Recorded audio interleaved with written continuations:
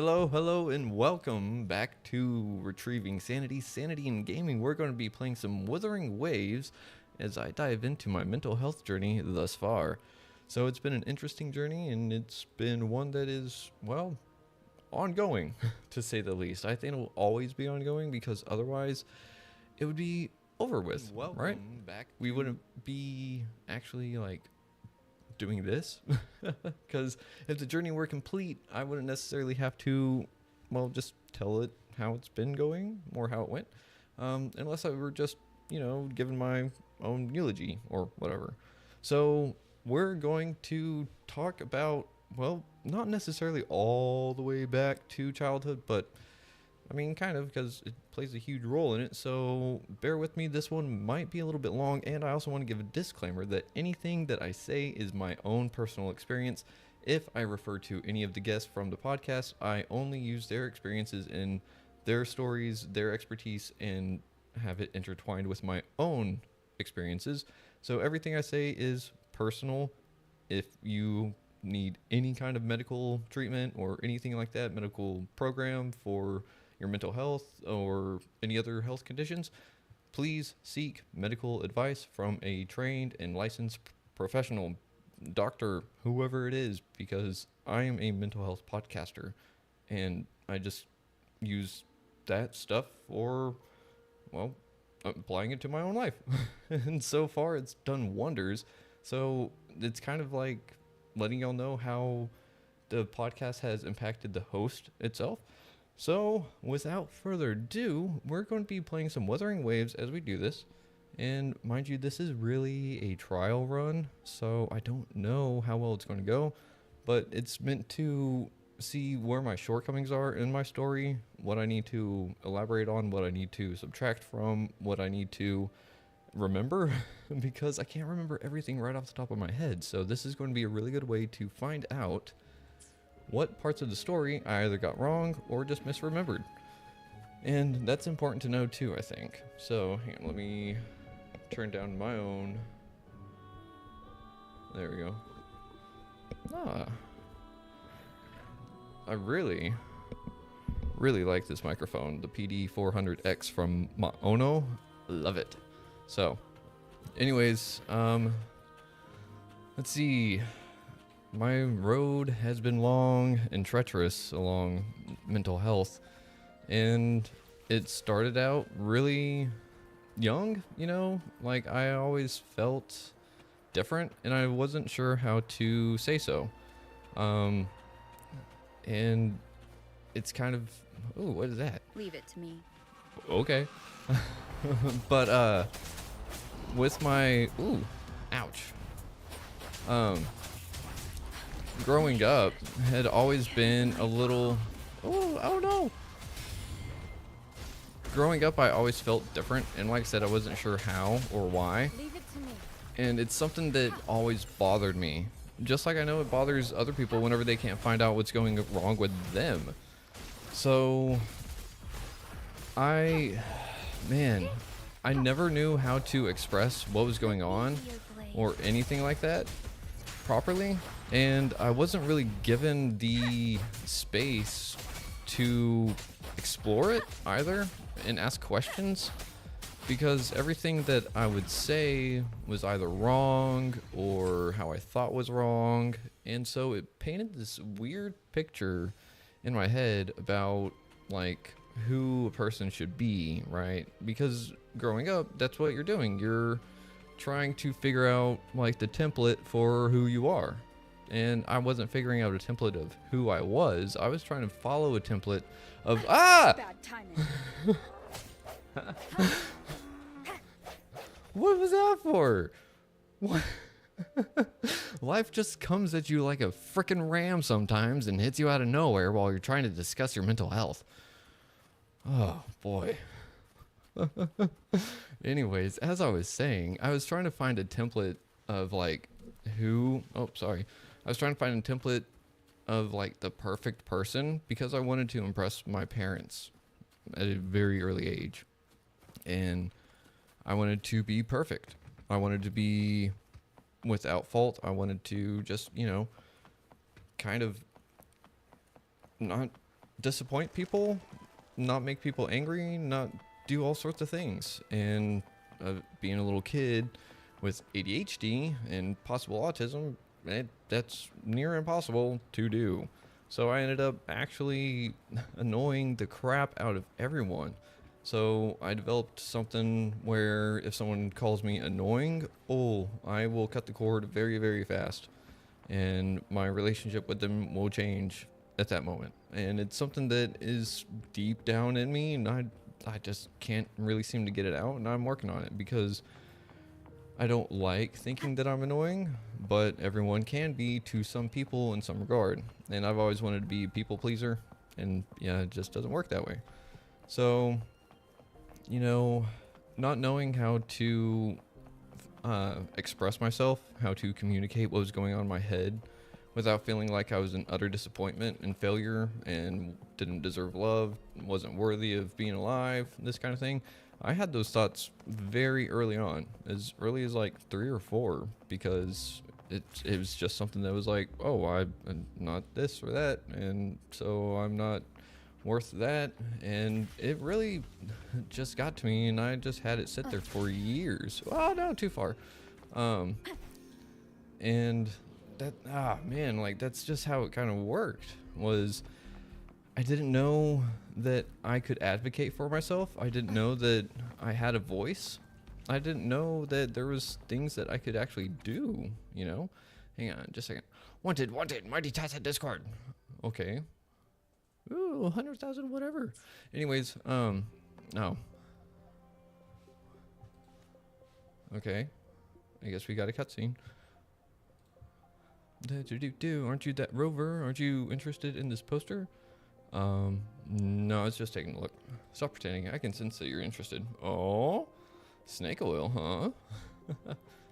I almost forgot. I'm the head of the Center for Witherological Climate Studies, Hoshaw Academy. Professor Woodrow. Did you post it here, Professor? Yes. Doesn't it get your adrenaline rushing to see an old poster like this made with real ink and paper like in the old days? Ha ha ha ha. A powerful one like yourself must have imagined this. A one-on-one showdown with a wanted criminal on a deserted land of death. Then you claim the bounty and leave his people cheer for you. That is a romance of the Wild West. What? West? A notification rings on Woodrow's touchpad. Bloop. Sorry, I've got a message. Yeah, you do. Yes, it's me. All right, I see. Sorry, got some emergencies back in my lab. If you're interested in this poster, find me at blah, blah, blah, blah, blah. All right, young lady, till we meet next time. All right, whatever. He was unexpectedly friendly, not what I expect from a professor. You suddenly receive a strange piece of mail. Mail from Lolo, or is it YOLO Logistics? So, cool. As I was saying, so not knowing how to communicate and advocate for myself really screwed me over. But that was the thing, is that I didn't know how to do any of that. I wasn't taught anything along those lines. Oh yeah, let's go help the stranger with the cat. So, growing into elementary school, you know, just being that kid that was always wanting to be friends with everyone, wanting to just, I don't know, be, and not have to feel like I had to fight for my existence, or rather defend how I was thinking or why I felt a certain way, because I'd been led to believe I was wrong in oh so many regards. Whoops, sorry, didn't mean to like brush into you. Take it easy, little kitty. You're fur so sparse. Are you an exotic breed? Meow meow. Hey, can you scold me when you don't even allow me to pet you? I can tell you're saying bad things about me, naughty kitty. Let me use the translator to see what you're saying. Oops, the program crashed again. Even though I've already optimized it, seems like the terminal still can't interpret this data. It's a hardware issue. Are you talking to a cat? Who? That's scary. You could at least say something before showing up. Something. Is my character autistic? I love it. Well, forget about it. Are you that famous person people have been talking about you lately? The first light here to save the world after Kazumati. I knew it. I'm a citizen scientist. My patented invention is the animal language translation module, though it's still a prototype. The animal language is frequency in essence, and all frequencies are data that can be interpreted. My animal language translation module is taking shape, and I've obtained unexpected information in experiments. You must be interested in this little kitty, so you struck up a conversation with me, right? Lucky you, sorry. I brought a cat language translation module today. Yes. Congratulations, you came in perfect timing. I heard that your Pangu terminal is quite special, so I want to see if my module can also work on it. Can you let me try, please? I'll definitely include you in the acknowledgements of my paper. Will it cause any harm to my terminal? Is it reliable? Please, give me a chance. Fine, here you go. Okay, so now I have a... Oh, the installation was successful. Despite some gibberish, it works fine. Let's see what the kitten is saying. Snacks! Give me snacks, and I'll let you pet me. Give me. There have been quite a lot of people feeding cats in JoJo recently. Offering snacks in exchange for the opportunity to pet a cute kitty is undoubtedly a stress reliever for humans. However, it's essential to note that many human foods are not suitable for cats. This is important. Just in case, I should post a sign next to it. Please feed cat food or it might get sick. Keep that in mind too. Hey, quit pestering me. You won't let me leave without feeding you, huh? I recall that food rich in fish oil is beneficial for fur. Speech impediment coming out. So that was another thing, like having a speech impediment growing up did not help because I was already feeling different enough and sounding different enough. Like just whenever you look normal enough, it's like, oh, okay. So I had this weird precognition, not precognition. That is no. I'm not trying to read us. Oh, I can. Oh, healing complete. Cool. Where do I need to go? Let's go somewhere over here. Track. What was I saying? So, yes. No. See, this is why this is a trial run. So if you're watching this or watch this in the future, thanks for sticking around right here. Where was I? So yeah, looking normal and not feeling normal really made me feel not right. Because I was like, I'm supposed to be normal, right? And then at some point, whenever I realized I wasn't normal, it went into both extremes. Like, I'm really awesome or I'm absolutely bad. And the awesome part, because I was afraid of it becoming like too cocky or anything like that, I didn't realize that it was just confidence and not cockiness, because cockiness is more like how you hold your confidence around others. And I didn't know that growing up because I was just taught cocky is bad and you should be humble. And so I learned how to be humble in the way of self-deprecation and not learning how to accept compliments or reassurances. All right, Coco, what's up? Worried mother. I'm begging you, Miss Coco. You must have some way to save my daughter. But is it about the payment? I'll give you all my savings if that's what it takes. It's not about the money. Kazumani, you're here, but sorry, the shop's closed for now. Miss Coco, do you need any help? Don't worry, I'm okay. This lady here isn't a threat. Her daughter is dealing with a rare illness, non-life-threatening for now, but it could get worse. Is there no cure? Doctors have tried everything, but regular medicine isn't working. There's one last hope, though. Yes, my teacher handled a similar case before, and I still have the prescription from back then. The issue is the crucial guide drug is tough to get. What's a guide drug? The guide drug is the most critical ingredient in the prescription. Currently, only some wealthy folks have the guide drug we need, and they probably won't sell it for money unless you can find some rare items to exchange them with. Oh, by the way, Rover, have you ever heard of something called Bellspritton? Not at all. If we had that Bellspritton, we could use it to exchange for the guide. I'm just going to say guide from now on because I'm pretty sure YouTube is not going to like me saying that. Second word, it's not something easy to obtain. Oh, whoa, I can move the camera. Whoa, what?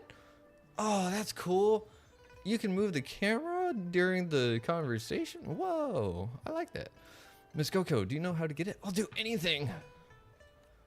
You can only find Bell Sprinton from a Calamity class tacit Discord called Bellborn Gilclone. Have you heard of it? Fought one, but didn't find any Bell Sprinton. Seriously? You took it down? You're not pulling my leg, right? I don't know. Even so, you didn't get the Bell Sprinton. That's a pity. How can this be? Is there really no way? Miss Coco, any ideas? Well, there's someone I know who might still have some Bell Sprintons, but the problem is, he's a bit unreliable. Can we really trust him? She just said he's unreliable. Not sure, but he did sell me plenty of rare TD materials before. It seems like he's got a few tricks up his sleeve. Please tell me how I can find him, no matter how slim the hope is. I'll give it a try. I want to help. Thanks. So, let this lady stick around and help me prepare other herbs, and I'll leave the task of obtaining Bell Sprinton to Kazumati. Sound good? No problem. Leave it to me. His name's Lin Fang, and he hangs around the theater all the time. You should spot him there. How will I know who he is? He goes by TD Hunter and talks a big game about hunting formidable TDs, although no one has actually seen him fight. If he sees someone being loud and boastful over tea at the theater, that's Lan Fang. How am I talking about being cocky and confidence and then come across this? I have no idea what this game holds. We've already come across a little therapy thing. We've already come across helping a cat and getting just there's mental health themes in this game, and it's great. I love it. So wow. I didn't know that this game was like actually really good in that regard. Holy crap. Like even whenever you're talking to what's his name, Scar, he was sitting there talking about like if sheeps and this and that, like one gets sacrificed and the others make wishes, and it's not their turn to get sacrificed for the other's wish, but you'd have to like play it. Essentially it's saying people are going to do bad things at the expense of other people, even though there's a risk of it happening to them, but it's like it's a weird psychological thing. Anyways, so being not confident really led me to believe anything in a lot of other things, and that's another thing, is that I might have autism, which makes me really gullible. And I wouldn't say gullible, but really like accepting of what other people say and stuff. Where am I running to? I just started running for no reason. We're going to go here.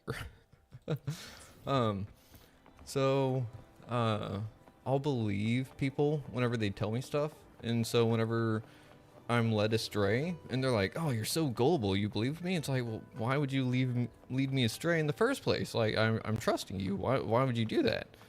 And it just led to so many weird situations in my past that could have been avoided or helped me in general. Well, I'm trying to go up, climb the ghost in the shell thingy.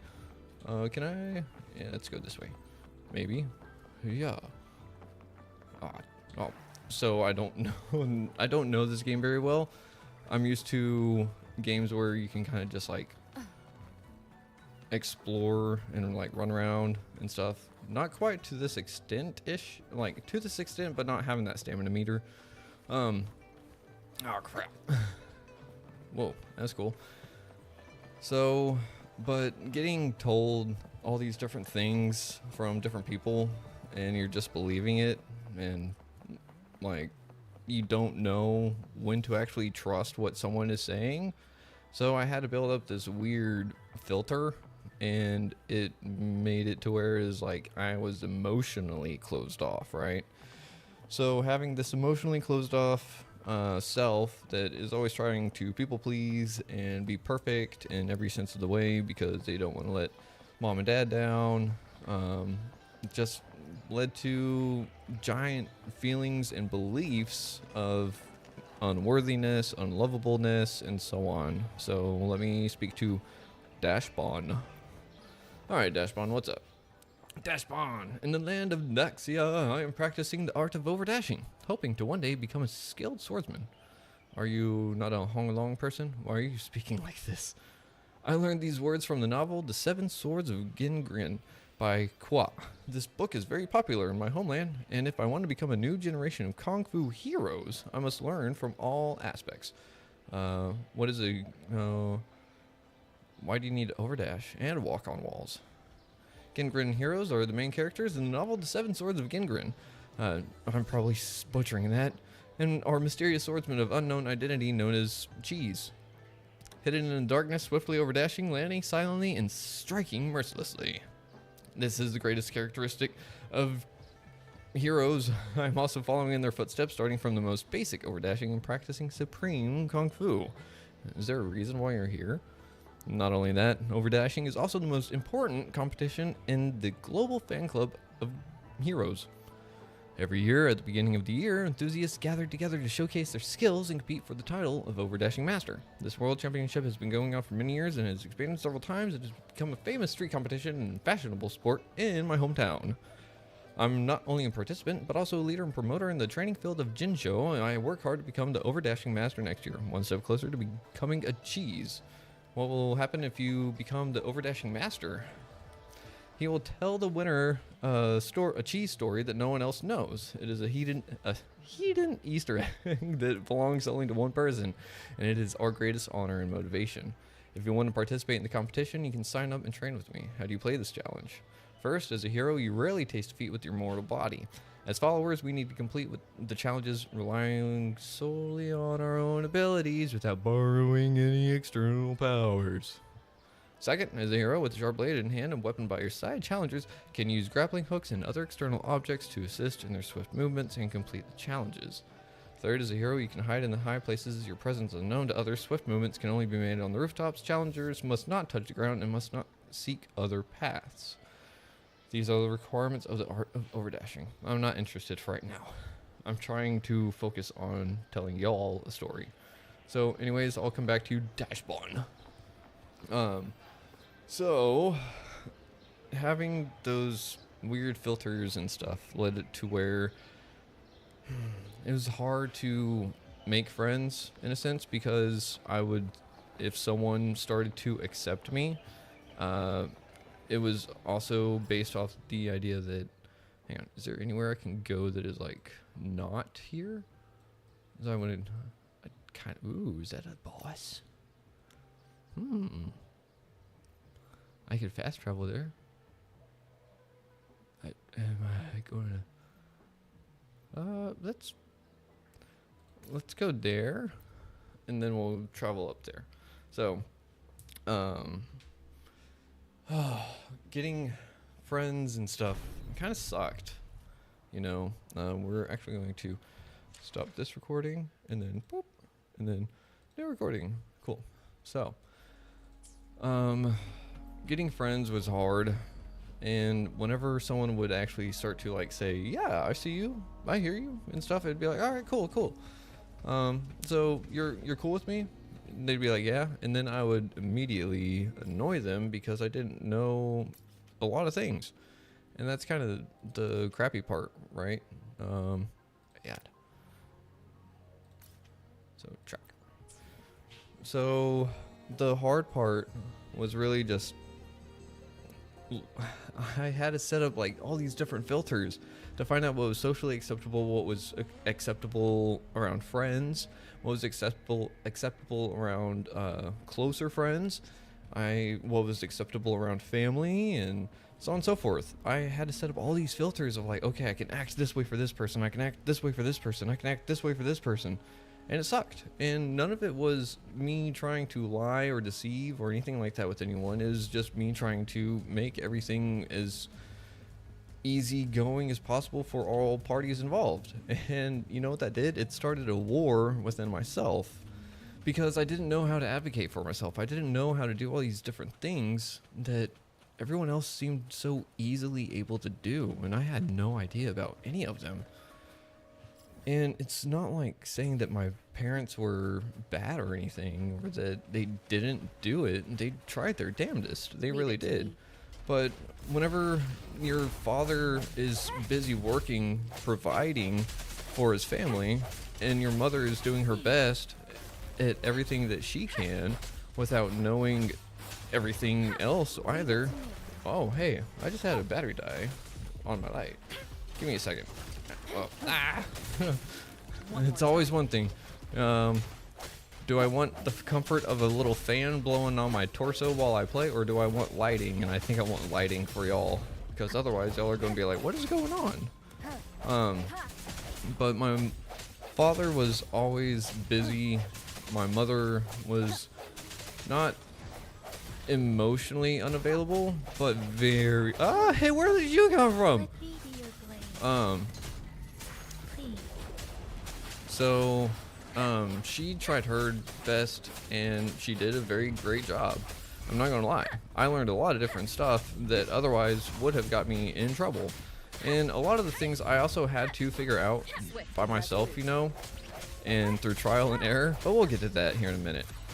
I'm trying to figure out what is...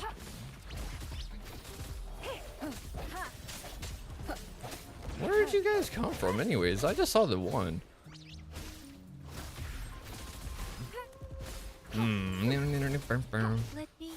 Yeah. Cool. Let's throw these Pokeballs. It's not a Pokeball, it's a gourd, but essentially the same frickin' thing, right? Anyways, so whenever your parents are doing their damnedest... Oh wait, it's a light. Hang on. Ah. Sorry, fan. Thanks for all you do.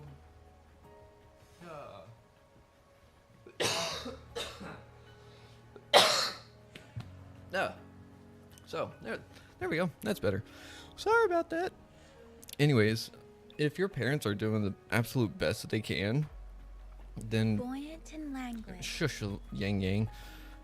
If your parents are doing the best that they can, definitely give them some credit and don't like ask for more necessarily.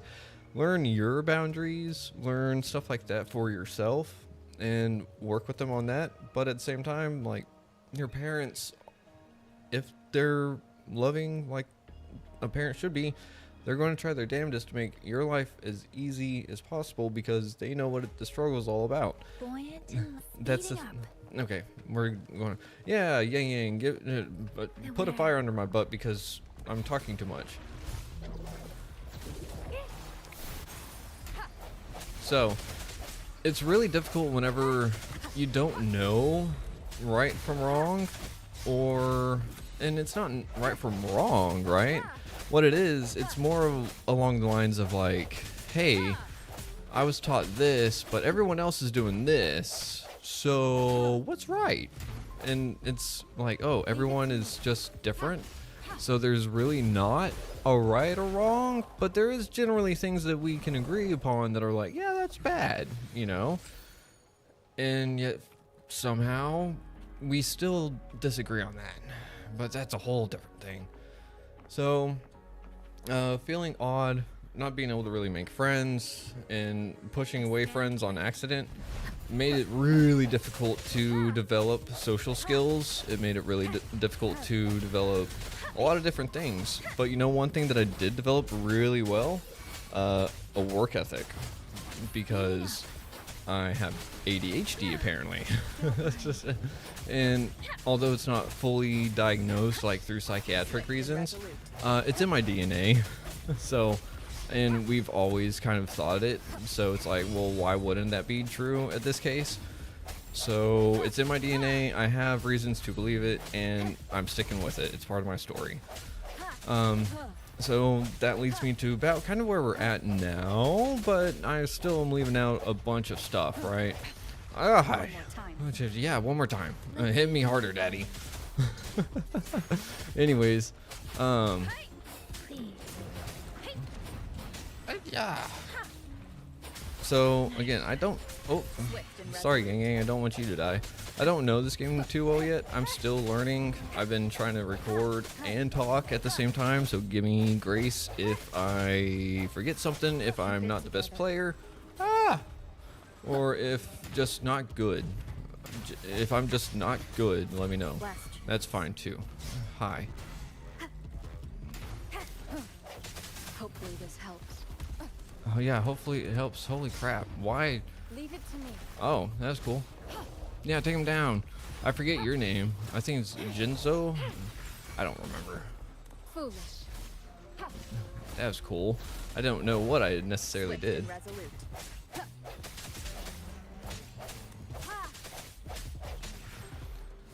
Okay, cool. Anyways. So, yeah, whenever middle school came around is whenever I really started to feel like different, because it is one of those, like, everyone like was starting to fit into cliques and I wasn't, and I was like, oh, okay. So I was in the misfits, and then in the misfits I was a misfit. I was like the black sheep of the black sheep a lot of the time, and or if that's not the case, that's how it always felt, for one reason or another. And I'm not saying that I was mistreated by my friends or neglected, because I definitely had to say I'm a thing. Like, I was growing up, I was a teenager, I didn't know the world any better than I do now, and I was just trying my damnedest to feel like I belonged. And I think that that's what a lot of people really want, to feel like they're accepted. And whenever you don't ever really get that, it sucks, man, because that's all we really want, right? Is just to feel accepted, to feel loved.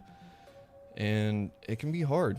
It can be really, really hard whenever you just feel like you're always making people upset, annoying them, and so it's just easier to kind of like Leave it to me. say, never mind, like, I'll just stay out of everyone's life and far away as possible, because it's just so much better if I'm not around to make things worse. Stay vigilant.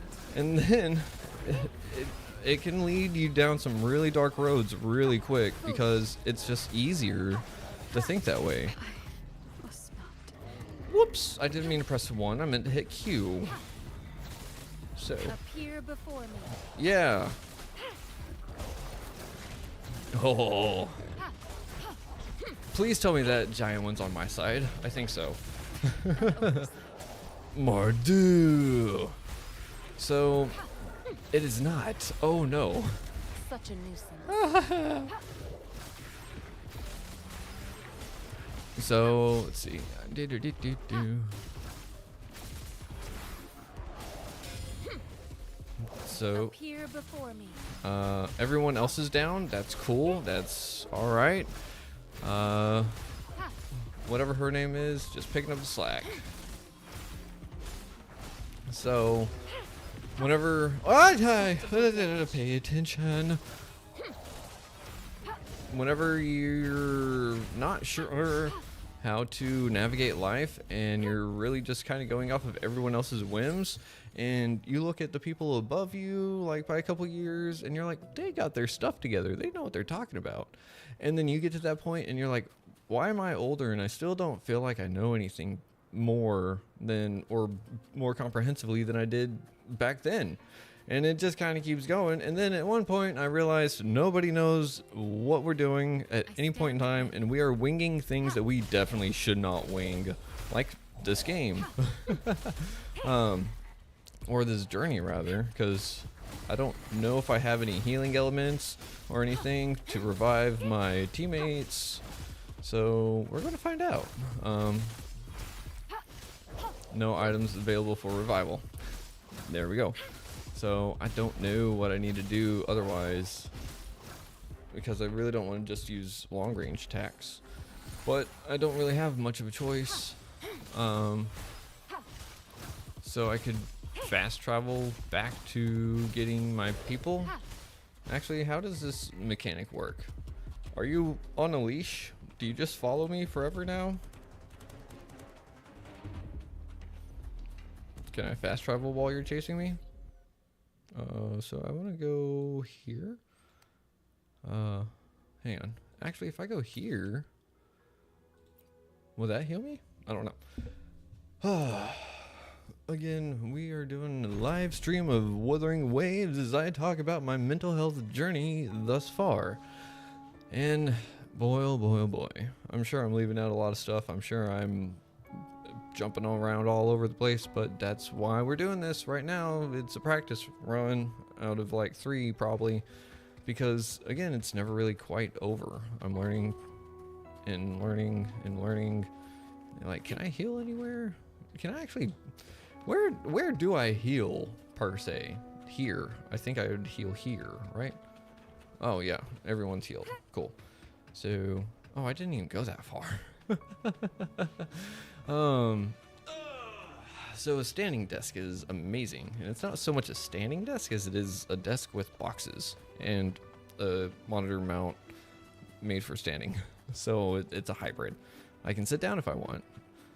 I just have to put in a little bit of manual labor, so that's all right by me because it makes me feel better standing up while I game, and it makes me feel better standing up while I podcast. It gives me a little bit more confidence because I can stand, move around, let my ADHD out some, and it really does help my brain. Just like, okay, we can focus, because if I have to sit still in the chair and be like, all right, my brain goes la la la la la la la la la la la la la la la, get back on la la la la, and it made some episodes really difficult, not gonna lie. So I would have like background music. What is going on? Where am I? Okay, cool.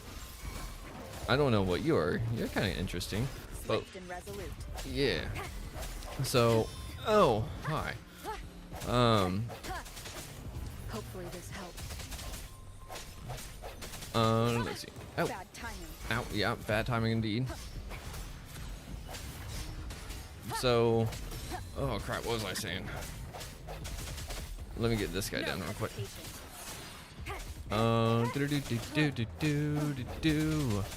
So, whenever, oh man, I really did miss the mark where I was talking. I was like, oh yeah, that was a good conversation piece, and then it's gone. Maybe I didn't need to talk about it just yet. Sorry, I just got really distracted by all the everything just turning the way that it did. It was like, you know, whenever you walk through a door and you're like, why did I come in this room?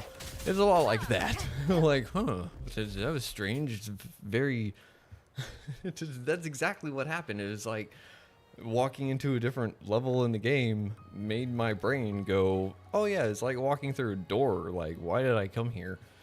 Because I haven't been to this part of the map yet. So my brain was like, all right, we're going to switch modes and ingest instead of talking. So where was I? Let's see. Okay. So having friends and all that and having a hard time making them can really make someone depressed and think that they're wrong in a lot of ways. And that's kind of what happened to me. And having not this great trust filter, or having to have so many filters, I don't know what's going on. Oh, I could actually go fight that thing. Should I? Let's, it looks like it would be up there. Let's go up there. So having all these weird little things of not being understood and all that eventually got to me.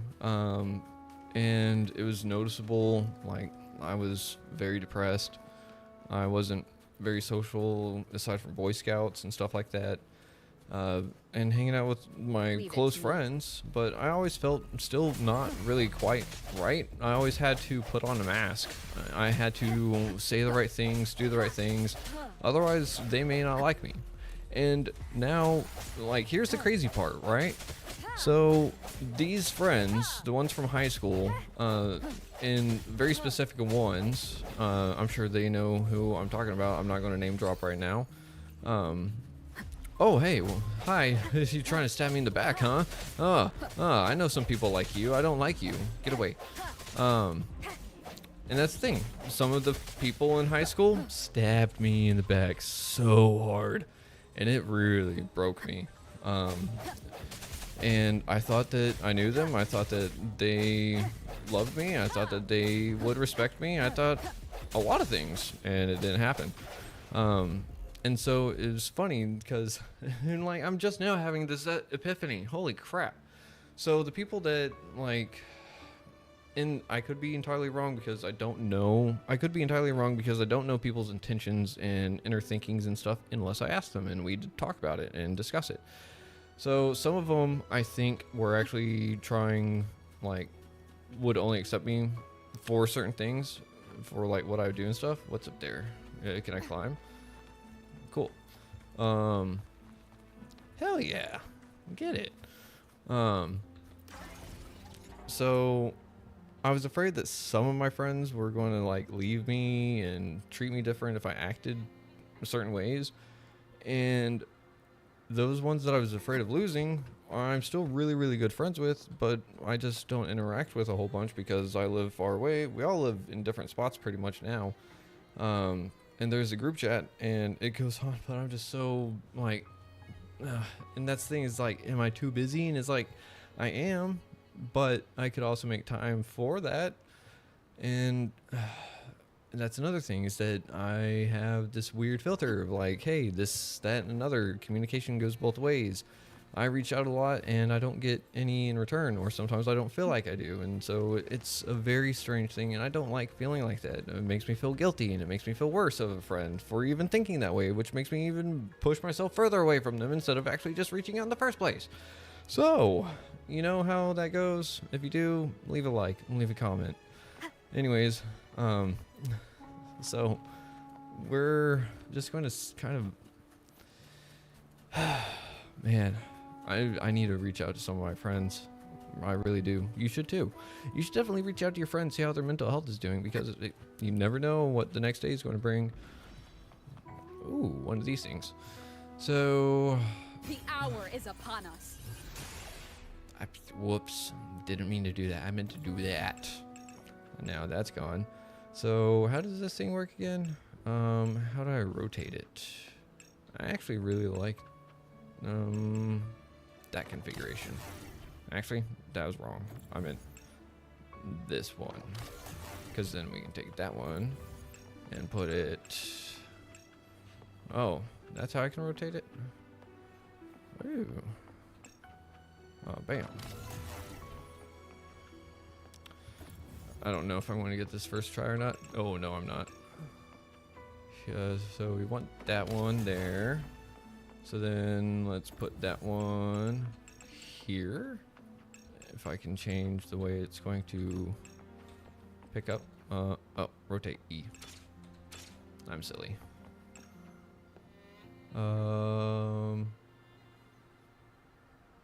Yeah. And then you. Oh, damn. I didn't see that one. E. Nope. Not doing that. Down. Yeah, put it down. We're going along. So, talk to your friends, reach out, see how their mental health is doing, because you never know whenever it's going to be your last day, their last day, or any day in Leave it to between. me. What am I fighting? Oh, hey. Random dude with a... He's just trying to cut some branches off a tree. Why are you bothering him? Or why are you bothering me? Like, this is very strange. Hey guys, y'all come here often? Let me be your blade.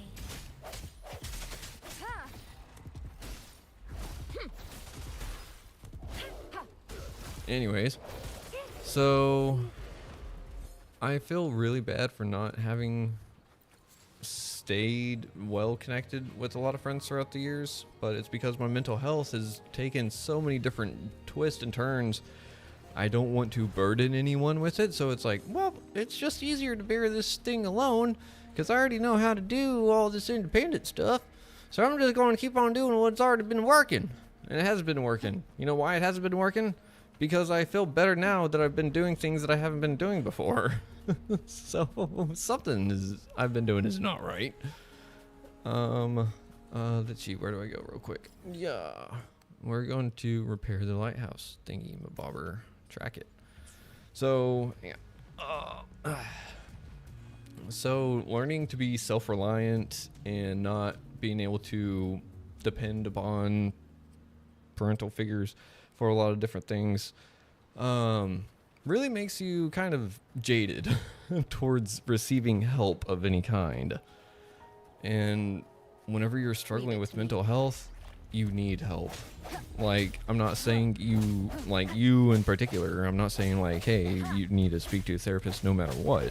What I am saying is that figuring out your own inner workings is really hard unless you know the right questions to ask. And sometimes we have these blinders on to ourselves that make it impossible to figure out what it is. So that's why the outside perspective is needed, but it's not necessarily crucial, I'd say. Well, maybe not. Everyone has their own experiences with mental health, therapy, counseling, different forms of personal growth, transformation, everything like that. Some things work for some people, some things don't work for others, right? And that's totally fine. If you try something to help your mental health and it doesn't work the first time, maybe give it a little bit of a twist. Maybe see if there's something that you can do different with that actually works. Because if you try one thing one time and you give it up, you might be missing out on some magic just because it was like, I tried it once, it didn't work. And what if you needed to do it like 2 or 3 times before it really made sense or something? So as in AA goes, don't give up 5 minutes before the miracle. Oh, hi. So same thing with life and mental health. If you're making progress in some way, shape, or form, if you're trying to better yourself, don't give up on yourself. Even if it feels like it's not working, adapt, overcome, think it through, you know? Like, there's so much that you can do with yourself. Oh, hi, what the heck? Did it just try to ride on me or something? I don't know, that was strange. So that's kind of the thing, right? Oh, hi, Mordu! Everyone's mental health journey is different. Not everything is going to work the same for everyone. That's why there's different treatment programs, there's different rehabs, there's different everything, there's different modalities, there's everything different with mental health, just as there is with everything. So just because something works for someone doesn't mean it's necessarily going to work the same for you or not. So give it time, give it patience, show self-compassion. That is one of the bigger ones, self-compassion. If you can have self-compassion towards yourself, you will gain so much clarity. You will have so much better understanding of yourself. You will give yourself that room to grow. You will give yourself what it takes to actually overcome the challenges in your life without feeling like you'll never amount to anything.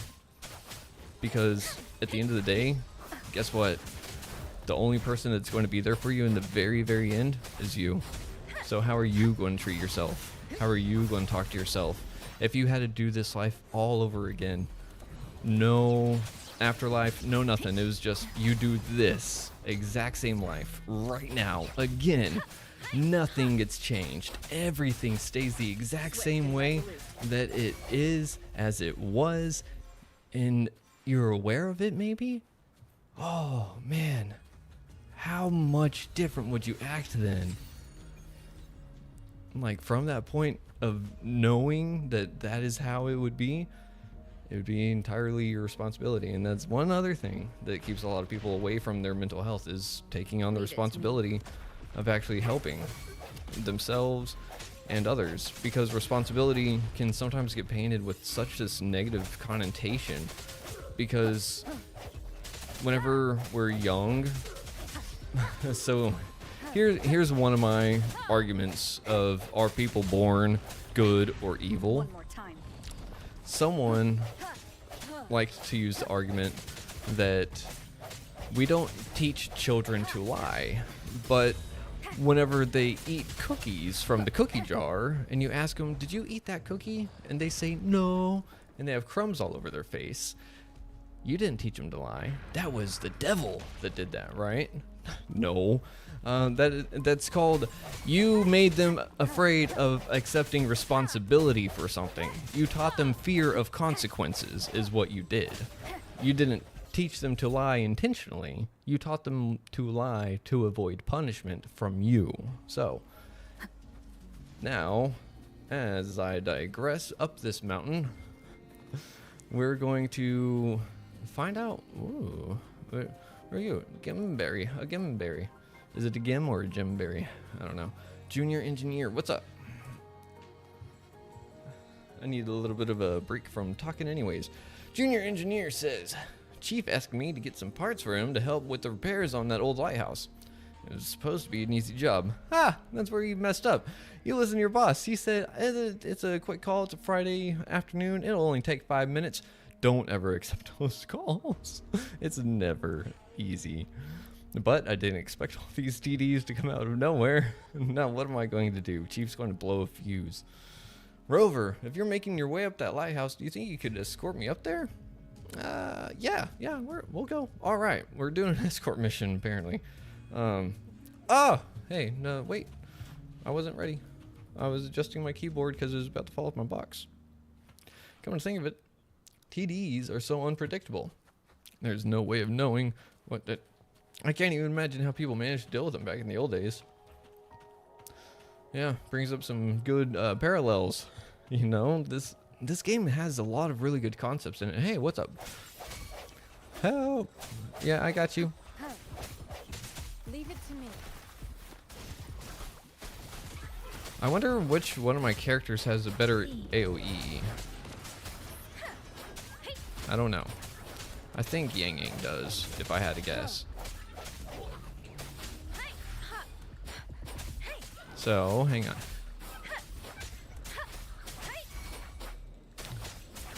That little, was it the Fractidus? Fractidus? Uh-huh. Swift and resolute. Haha. Oh, hey, what? Hey, that's not fair. Where'd y'all come from? Hopefully this helps. Let All right. me be your blade. I like Yang Yang how she slows down time. That would be one of the cooler powers to have in real life, right? Slow down time a little bit. I don't know. So, where was I? Swift and resolute. We were talking and then came across the engineer and still gotta help the engineer. Go away, bad man. Whoop. I don't understand Jojo's power or whatever. I think I might have jinxed myself. There they go again, appearing out of thin air. Almost scared myself to death. I don't know how you're keeping a straight face while you fight TDs like that. Must be a perk of being a resonator. If it were a normal person, all they could do is run for their lives, just like me. Beware. Oh, shoy. All right. Hopefully this helps. I hope so. Oh, immune. What's immune? Are you saying you're immune to what? That's not good. Well, how do you fight this enemy if they're immune to physical attacks or something? I don't know. Maybe they're not. Maybe I was just misinterpreting information. Kind of like a lot of my interactions with friends and not friends and strangers and everything like that. Misinterpretation can lead to a lot of, yeah, it's immune to that one. Interesting. So if you ever have questions about someone's communication style or anything, ask them for clarification. It will lead to a lot better mental health results for everyone involved. And if you're speaking to a mental health professional or a doctor or anything of that matter, don't be afraid to ask questions either. It's your body, it's your brain, it's your health. Ask questions, ask for clarification, and if they try to make you feel stupid, find another doctor. They don't need your money. They got enough. They have plenty of other patients that will line their pocketbook. So if you're serious about your mental health, if you're serious about your health, do not blindly accept anything from a doctor. Ask questions, do your research. It is your body. You're free to find out anything and everything that they're going to do or not do for you. So advocate for yourself, unlike me, because I'm advocating for myself now, and I did not advocate for myself in the past. So whenever we're talking about that, advocating for yourself, what does that look like? I didn't know what that looked like. And that was part of the problem, right? Was I had my mother is what helped push me to seek mental health help whenever I was in high school. And it started with antidepressants. So let's see. Let's do this real quick. Antidepressants. That's where we're going to leave off. Experienced engineer. What took you so long? Dude, I guess slacking off again. Chief, I can explain. It was just TDs. I wanted to get back as fast as I could. You can ask Grover what happened. She's right. All right, I'll let it slide this time. Well, since you still got your arms and legs, get over here and give me a hand with this thing, will ya? Stupid. The engineers fixed up the lighthouse in no time. All right, cool. Lighthouse fixed. There. Don't know how many years this old hunk of buildings got in it, but the people who built it did real good. Real good. Okay. Most of the equipment here are still in running condition. You can get up there and see what you can find, Rover. You should be able to get the console going. All right. Oh, it height too much. Just do it. Okay. Hack. So if I'm not mistaken, boop. Oh. Yeah, I can't do that. Reset. Yep. Silly. So we're going to do yep, bump, yep, bump, yep, bump, yep, bump. There we go. So.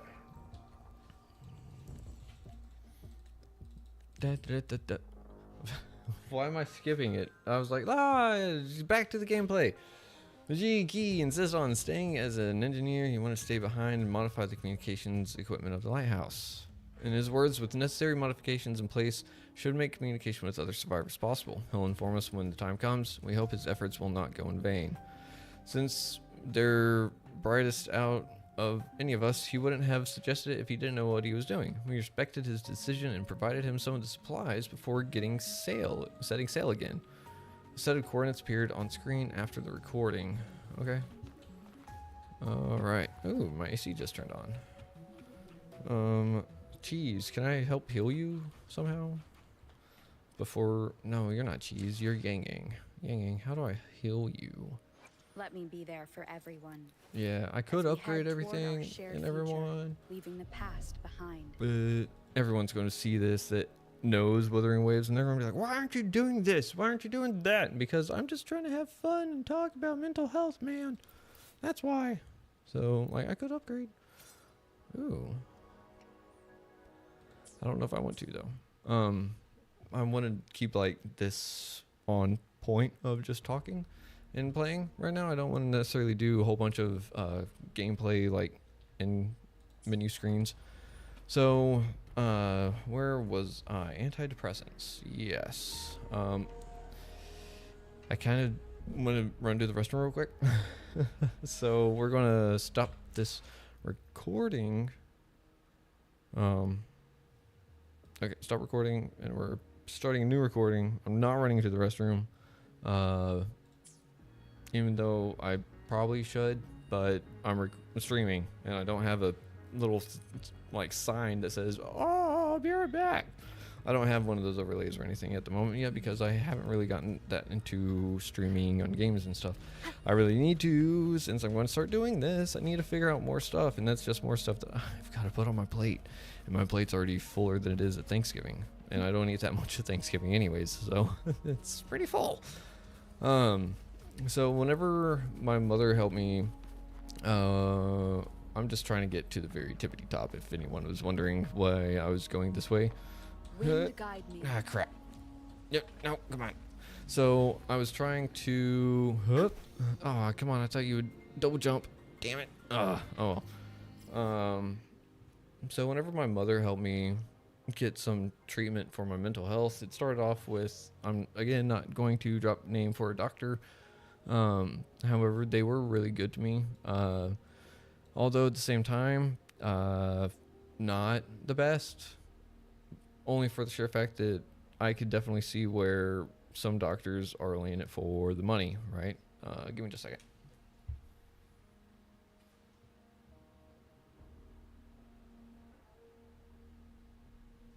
So, had to stretch my legs a little.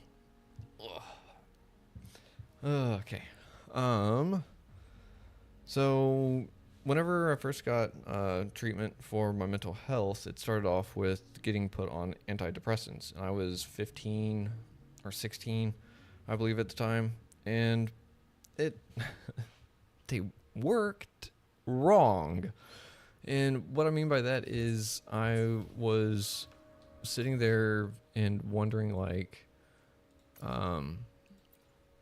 we're gonna run that whole way. Should I? Yeah. Because we're gonna fight monsters and stuff along the way. I'll cut out the boring parts. So let's see. Why does the screen do that? Obtain corridor. I don't know what that is. I have a butterfly following me now. Cool. Anyways, I'll start talking whenever the game gets interesting again. Oh, I'm high up. I didn't realize I was that high up. Holy. Whoa. Oh. Oh. Should I jump? Intrusive thoughts are coming in. Does this game have fall damage? I don't know. This is even not the dippity duppity. I assume it has fall damage because I have a glider. I don't know. Let's see how far I can make it. Yeah. Can I undeploy it? Yep. Okay. Phew. Oh, yeah. It's an anime game. Oh, it's water. I was going to be fine no matter what. Hey, what's up, dude? So, having gotten put on antidepressants at about 15, anywhere from like 14 to 16, I think, is whenever I was on antidepressants, or it was somewhere around there. Sorry, Yang Yang, but whenever I got put on them, I don't remember what it was. I don't remember the dosage. It was that long ago, and I hated it. Because whenever they finally started, like, working and stuff, you know, like, you have to do it 4 to 6 weeks before certain medications take effect and stuff. Yeah, so it's like, hey, I took it because I wanted help. I was like, I want this to work. And so I tried it. And the problem was that whenever it started to work, I didn't feel anything. I remember whenever I had that epiphany, because I was sitting there watching stand-up comedy, and I was watching, I'm terrible with names, so I'm probably going to get the name wrong. Leave it to me. It was a Comedy Central special stand-up of Love is Evil, I think. So, I don't remember his name at the moment. Anyways, I was watching stand-up comedy, and next thing I know, I'm not laughing. Huh. So I was like, oh, that's not good. Straight face, no laughter, no inclination to even kind of laugh. Who are you? I stand ready. Oh, hi. I'm not ready for this. No. No. Ah. I don't stand ready. I don't know what you're talking about. I don't have anything to, like, heal or anything. Actually, I do have something to heal. Well, I mean, Hopefully this helps. you only help and heal whenever we're in battle, which is disappointing. Anyways, otherwise he's just doing his best. He's doing his best. We're going to avoid that fight for right now, because I don't think I would survive it. Leave it to me. We're going to avoid that one too, because I'm very low health. Can I fast travel while I'm, like, mid-battle? That'd be cool. Cool. Thank you. So, whenever it came to the antidepressants, dude, like, whenever you want to feel better, you know, like, you want to feel something, you want to actually, like, feel. You don't want it to be like, no emotion, because that is not life. And so I was like, hey, this is what's going on. And they were like, yeah, you need to stop that right now. So stopped it and everything. And whenever that happened, my anxiety came back and worse, kind of, because oh, I went up. I needed to go more down. Anyways, so yeah, hang on. Yeah, down. So whenever they were like, yeah, you need to get off the medication, got off of it, and the anxiety got worse. And so they were like, all right, so to treat the anxiety, we're going to put you on Xanax.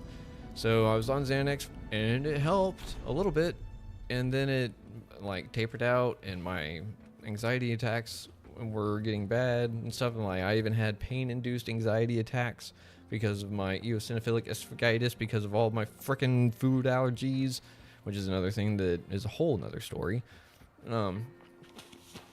Which is really funny because my food allergies caused a lot of issues in Oxford because no one believed me.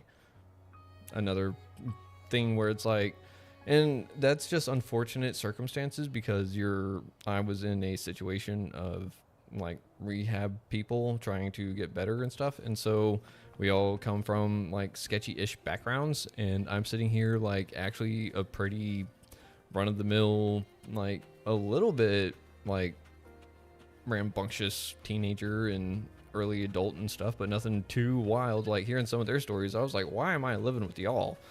and y'all are having a problem with me, just like saying that I'm allergic to food. Like I'm allergic to lettuce. Like it sounds silly, but I am. So much. So anyways, and my food allergies aren't like, oh, I'll eat something and my throat immediately closes up. No, it's a lot of intestinal stuff.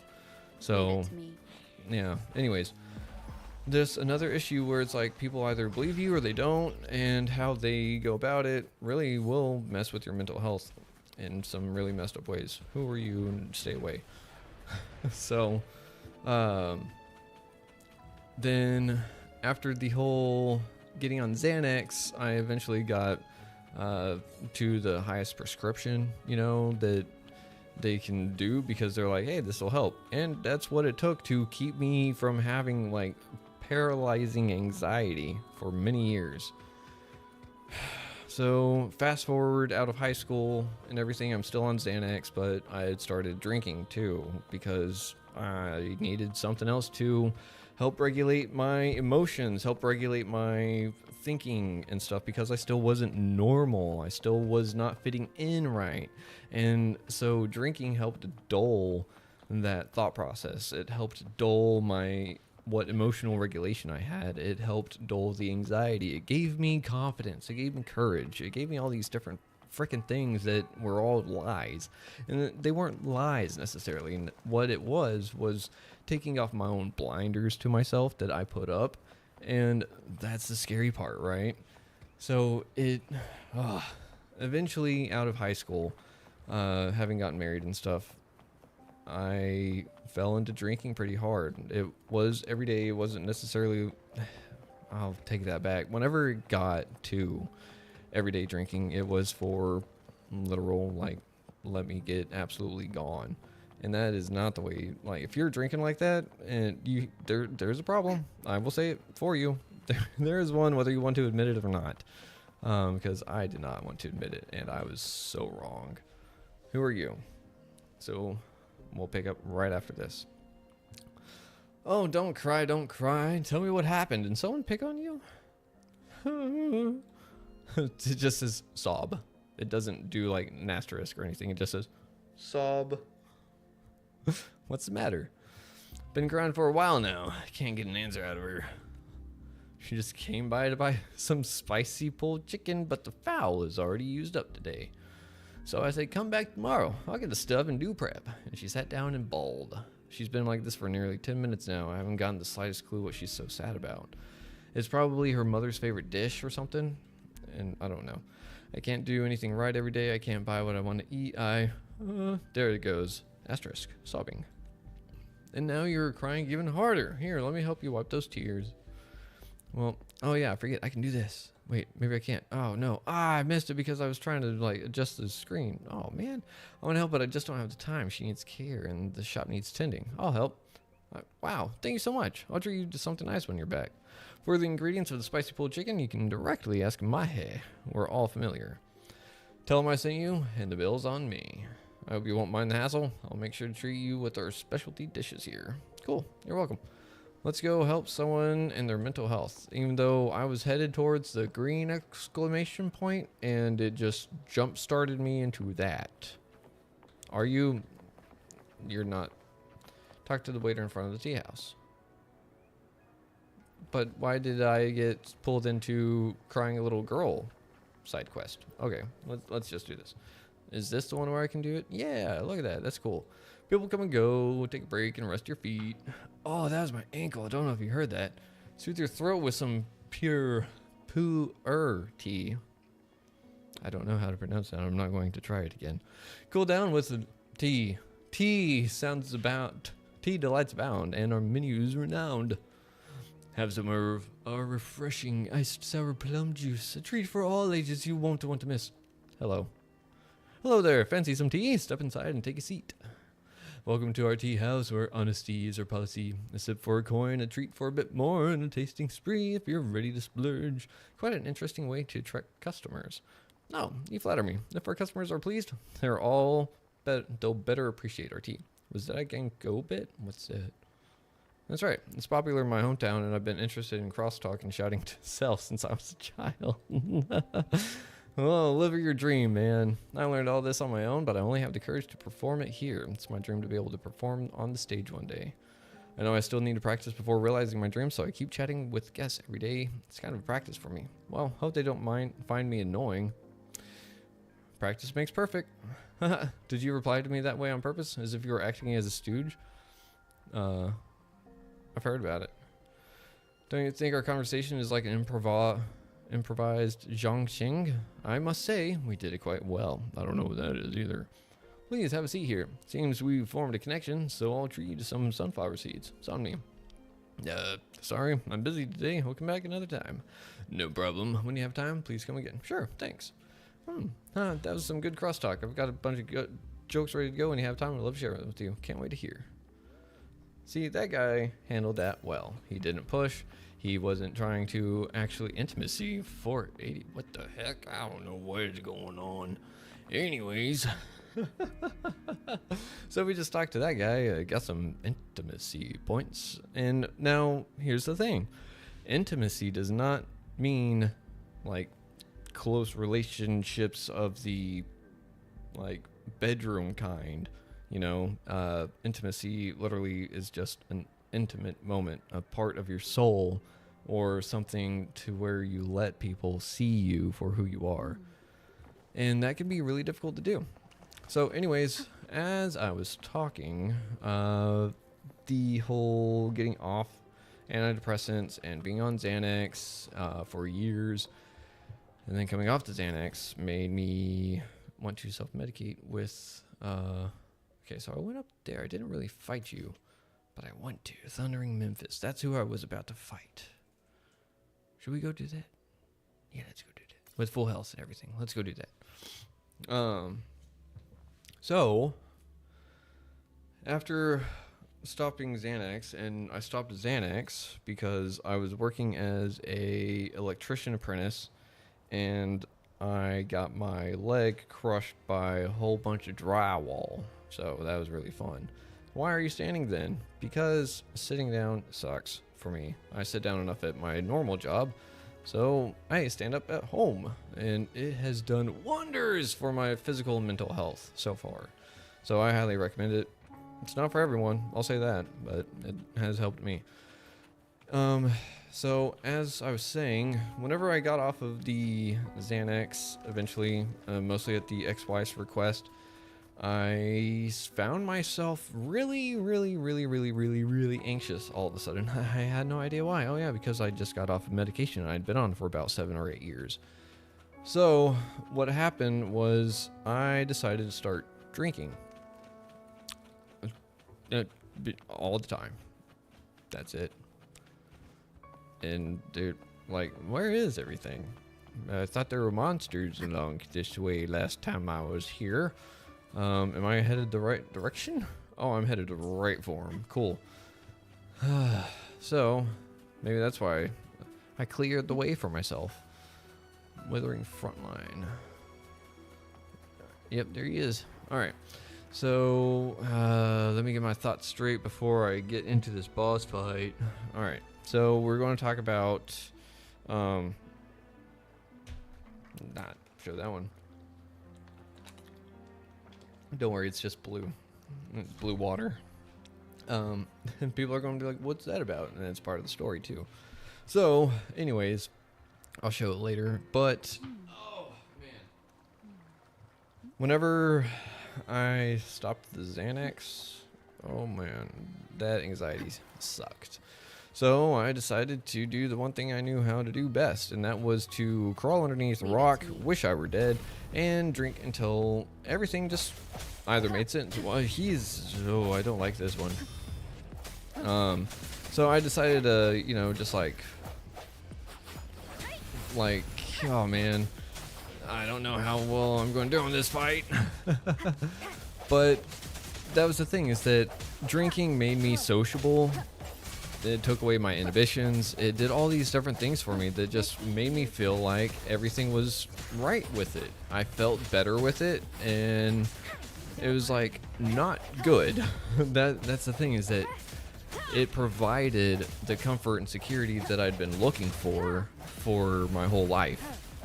So that's why it's so bad for me. So cue a whole bunch of bad decisions and life experiences and everything else, and next thing you know, we actually get to the point where, oh, lo and behold, I'm divorced because I can't really hold down a good job, because I'm constantly calling out because I'm sick constantly from not having alcohol in my system, and even then it was bad. So what happened? Well, I'm glad I asked you to ask me. What? Oh, sorry, me. So what happened was, like I said, eventually got divorced, and whenever that divorce happened, I decided I was going to just end it all by drinking. And guess what? It never happened. I got closest to achieving that whenever I actually went to go get help in getting a detox. And that's the thing. If you or someone you know has been drinking for a long time and heavily, they need to get a medical assisted detox, because withdrawal from alcohol is or can be deadly, especially through delirium tremens, and that's what I succumbed to whenever I got my medical detox. I woke up in the hospital about 4 days later, 3 or 4 days, I'm not sure of the specifics, and then I figured out what happened and was like, all right, we're going to check myself out against medical advice. So I checked myself out against medical advice, and they were like, this is really not a good idea. But I had a near-death experience that we'll talk about that later. Maybe not in this reiteration of everything, but we'll just say that a near-death experience happened. I had some interesting conversations. I haven't been the same since. So, oh hi. After I got out of the hospital, I had heard back from a cousin of mine that I hadn't heard from in several months. Well, it turned out that that cousin was actually in a program down in Dallas called the Men of Nehemiah, and it was, or is, a wonderful little rehab that got me set straight, got me on my feet, and helped realign me, you know? And like, what they all offer is not for everyone, mind you, and it kind of sort of wasn't for me either, but I was desperate, so I made it work, and that's the thing.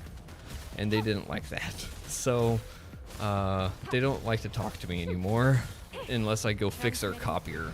That's the only time that they will talk to me. It's great, right? Like, what can I offer for you, and then get in exchange, right? And it became very exchangeable. I don't know if that's the right word. There's a couple of people that do reach out from there, and I'm very appreciative of them because they held up their word. They did what they said they were going to do, and I love them for it because that's what I needed. That's still what I need. So, Jason, if you're ever going to watch this, thank you. Love you. Kelly, kind of same to you. Like, I just don't see you or hear from you outside of anything like that. So, whoa, first try. Cool. Oh man, that's going to be left in the actual aftercuts. I'm so sorry. I didn't expect that to happen first try or anything. So, absorb. Dadving level 5. Thundering Memphis. Transform into. I'm sorry. Did you say transform into? I admit, you are strong. Yeah. So, anyways, as I was saying, boy, oh boy, what was I saying? Give me a second to recombobulate myself. La la la la la. So, Men of Nehemiah, there we go. So after the Men of Nehemiah, or rather, this is the important part. While I was in, what am I talking about? The important part. It's all important. Yeah, I want to. Why would I? Yeah, yeah, confirm. Anyways, yay. Huh? I'm sorry. Is this round 2? Or did you just respawn? Keep it together. Did you? Hey, I think he just respawned, right? Or is this part 2? Okay. Beating up. Swift and resolute. Hopefully this helps. I really think that this is like not right. Somehow I feel that I got gypped by the game. It was like, hey. Leave it to me. Different.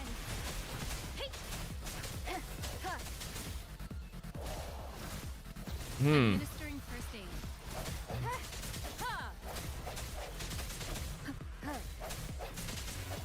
Okay, I don't really want to do this fight again right now. So we're just going to. He's like, nope, you're going to fight me. And I'm like, no, I'm not. I'm going to leave. Bad timing. It's like the demons in my head. Ow, leave me alone. And they say no. And I'm like, I just want to go have a fun time over here. Cool. The only problem is your demons are wherever you go unless you learn how to dance with them and talk to them and understand them. So otherwise they're going to push you around. Yeah, or make you think that they're your best friends whenever really they're just there to kind of like give you advice in ways that you didn't know. So it's a very strange thing once you get inside of your own head. But that's kind of thing though, is like Nehemiah, while I was there, they got me on my feet. They got me to where I'm at now in the long run because they helped set the foundation. And part of that included getting another diagnosis on my mental health. And then getting a treatment program through it. So what did that look like? Oh, I'm glad you asked. So what that looked like for me was finding out that I also have bipolar. I didn't remember if the previous psychiatrist had diagnosed me with bipolar or not, or just depression. I think it was bipolar 1 as well, and generalized anxiety and depression.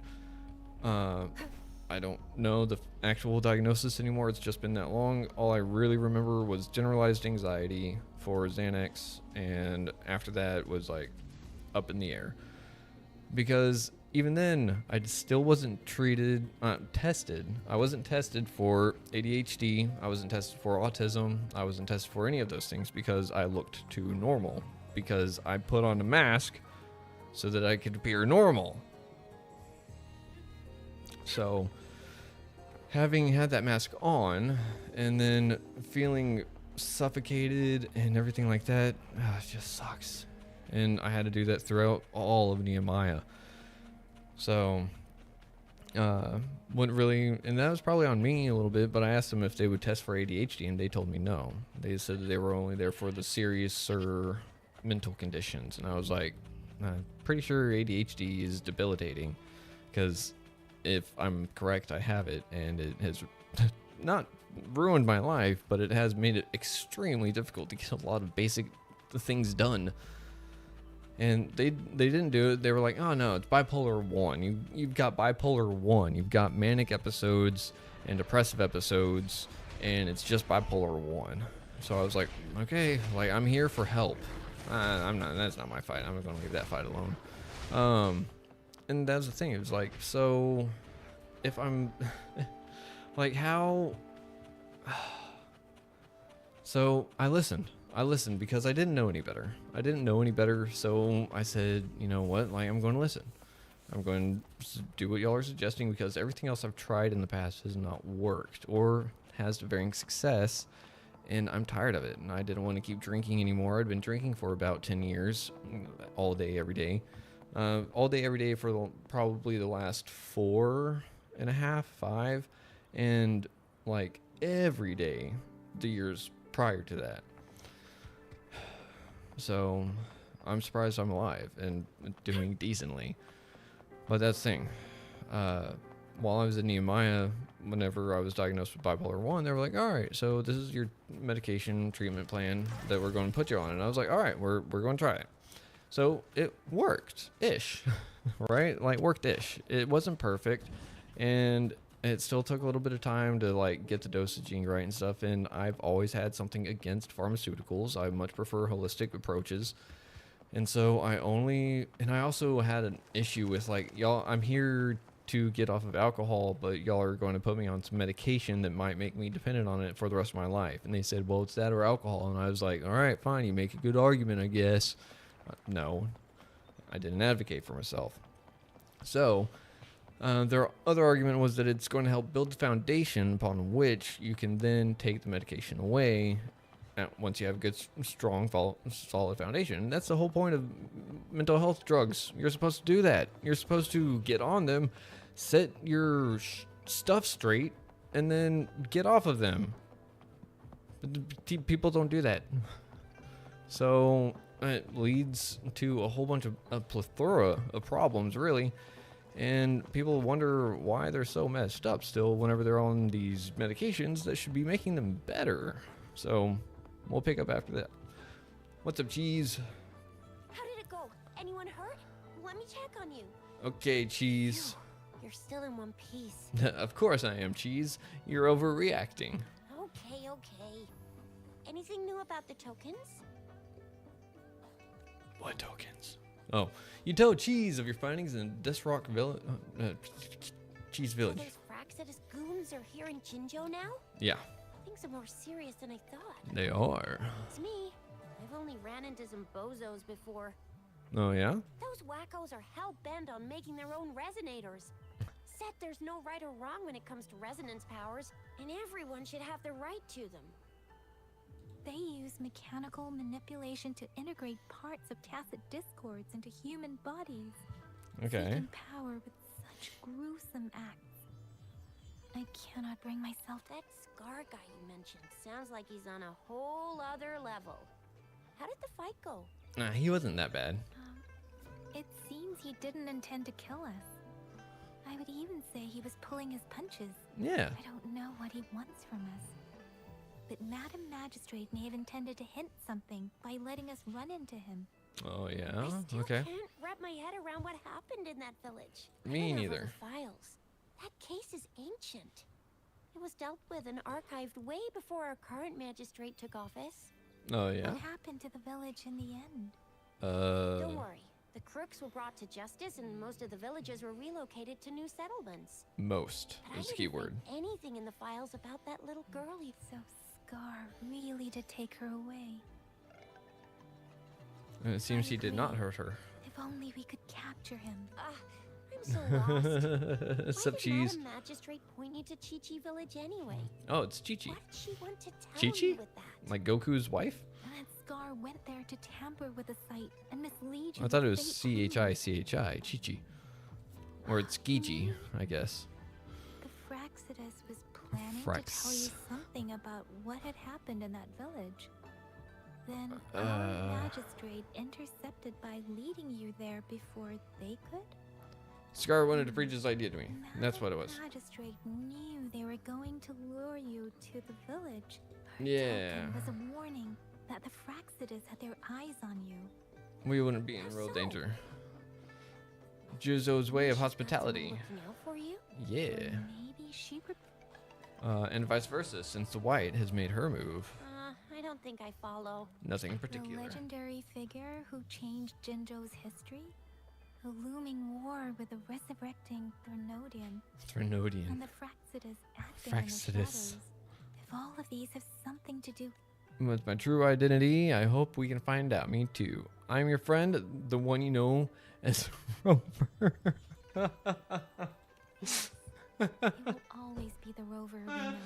No matter. That same old TD eating, echo munching rover. Come to think All of right. it, the Sister Let's go. Is an intricate yes, it's the south. Represented by I'm the impatient. Threnodian bird. One now I we can have the read sheer turn fast. of wave. Okay.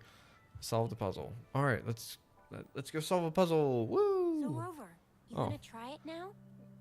Do Symbols on I the want to try larger what? disc represent time. Oh. We need to align the correct symbol with this pointer.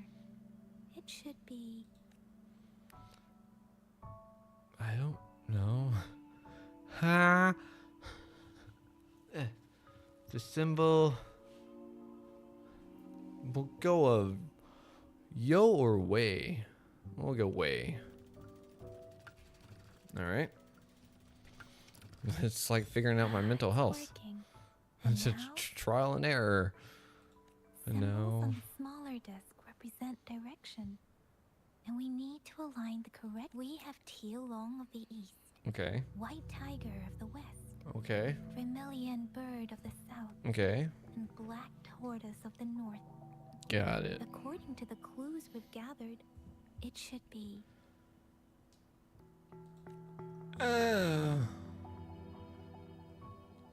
I didn't take notes. Just like in school.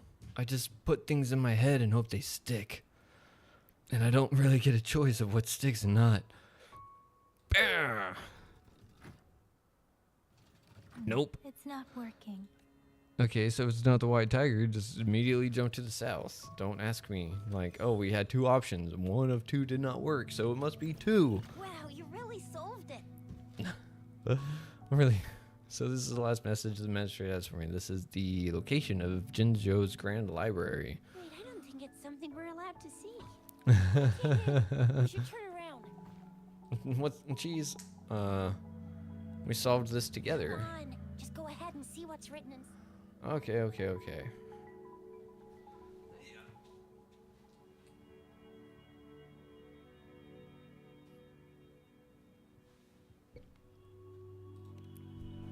I see. The grand libraries in Huanglong are renowned for their vast databases, holding valuable information about the regions they represent. Okay. Their exact locations are kept confidential, Oh yeah. but it is believed they hold answers to all questions one could ask. Alrighty. The grand libraries are vital for Huanglong's data security. Kind of like a big piggy bank inside the city hall. Data-wise. Data. Yes. You will find, Rover, if you need to visit the Grand Library, there is a strong link. Second, Okay. So you're Oh. super important to Jinzhou. Wow. I think we saw. Alright. What's the matter, Rover? Something wrong with the sundial? Is this City Hall the center of It is Jinzhou? Jinzhou's political center, and it's also located. The city hall was built when Jinzhou was established. Why do you ask, Okay, then. Rover? Need to go somewhere on my own. Wishes to meet me alone. Nothing in particular. See? What did I say? Come on, Yang Yang. It's just a one-on-one meeting with relax. Yeah, be Guess gullible. you're right. We'll be waiting for you. Be gullible, be trusting. I don't know which one that would technically be. Crap, where was I? Tap the blank area to continue. Blah, blah, blah, blah, blah. Blank. Okay, so, as I was saying, this is, we're going to stop this recording real quick. Stop recording and start recording. So, again, this is Wuthering Waves as we talk about my mental health journey thus far. And so far, we've covered a lot of different things about like being neurospicy as a kid and everything. If you know it. Yeah, why hesitate? It's covered everything from being a young strapping lad that has anxiety issues and not sure what emotional regulation actually is or what emotions actually are and how to handle them or anything along those nature, and so on and so forth. Stop running into the tree. I was looking at the things over there. It's like I could go that way or I could just take the long way. We'll try that one. Jump. Yeah. Well, can I get up further? Yeah, I can. Cool. So, anyways, we are now talking about my experiences at the Mina Nehemiah and after. So, while at Nehemiah, I was put on Abilify Lamotrigine for mood regulation for my bipolar 1, which is what I was diagnosed with while I was there. So, I got on it and it was working, and then next thing I know, a couple years later, it's really not working for some reason, and I was like, what's kind of going on? So after I got out of the Mina Nehemiah, I also got put on Buspirone because my Oxford house was psychologically bullying me and making me feel absolutely crazy.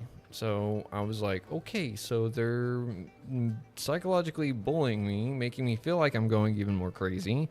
So I really don't fit in now. So what do? So I self-medicated again, but this time with Benadryl because it does help anxiety. Believe it or not, it actually has a warning to not do that. I didn't know that until way later, and I was like, oh. And then I looked it up. It has really bad side effects. So don't do that. Use medication as it is prescribed. Again, this has a lot of medical disclaimers in here. If there is anything wrong with you, seek medical help professionally. This is only my experiences. And I'm letting you know things to not do firsthand. So please, YouTube, don't ban me or anything. Anyways, what we were doing with anxiety in Oxford was terrible. It really was. And that was the thing, is that like 2 or 3 Benadryl every couple of hours was not a problem, right? Because it also helped my allergies, anything from my nose to my gut. So I don't know. To me, I didn't see anything wrong with it. I don't really want to like do another thing and just completely miss what I was going to talk about, but I'm here. Why can't I do anything? I guess I gotta go all the way over there. Okay, we'll figure that out. No, well, I'm not gonna move those yet. So, what happened with everything was a disaster. Someone paid a price. Do I have to do that? That'd be interesting. Like, do a puzzle as you progress, otherwise you can't go. Oh, is that actually how it works? Oh, I think so. So, because rumors and everything like that in Oxford sucked, thankfully I eventually got out, and upon getting out, I realized, oh, my everything. Okay, so nothing on that one. So I just have to like, it didn't move. Okay, that one moved. Low grumbling noise. Ooh, interesting. The Grand Library. Enter the Grand Library. Oh, okay. Oh. Recommended character level 40. I'm not 40. What am I? Like 36, I think. Let me be there for everyone. Level up. As we head 36. toward our shared Auto select. future, leaving the Damn. past behind. Damn. Okay. So I can't level up anymore? No. So, we're not going to do that just yet. We're gonna go grind, apparently. Fun. Can I exit? Yeah.